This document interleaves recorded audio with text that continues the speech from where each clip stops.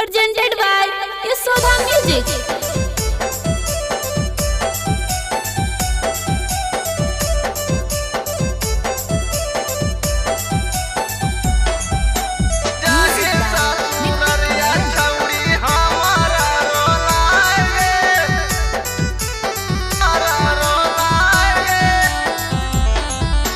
कटनी के बान्हा पते निहल चुम्मा काहे गे नी भुलाएगे।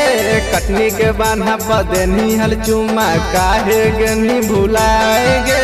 जाहे सासुररिया छौड़ी हमारा रोलाएगे।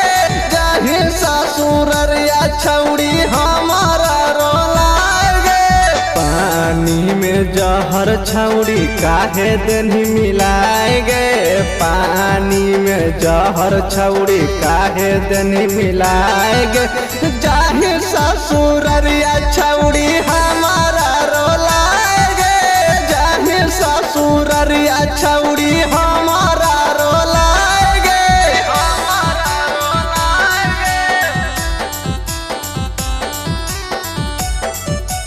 जाहे ससुररिया छौड़ी हमारा रोलाएगे।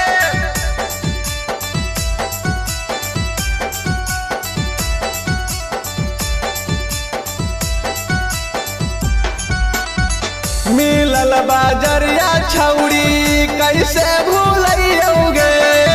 दिलवा के बतिया छौड़ी कैसे बतैयोगे। कैसे बतैयोगे। मिलल बाजरिया छौड़ी कैसे भूलैयोगे। दिलवा के बतिया छौड़ी कैसे बतैयोगे। चढ़ल जवानी में जहर काहे देनी हमरा पिलाएगे।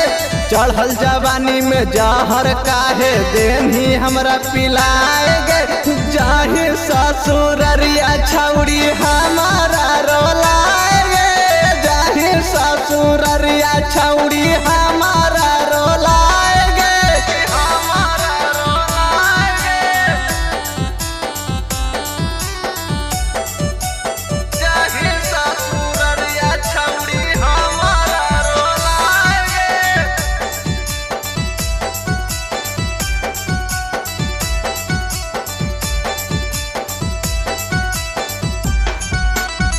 बबुआ रौसाना माँ के कैसे भूलैनी गे।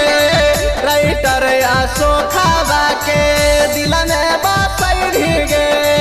दिल में बसैनी गे।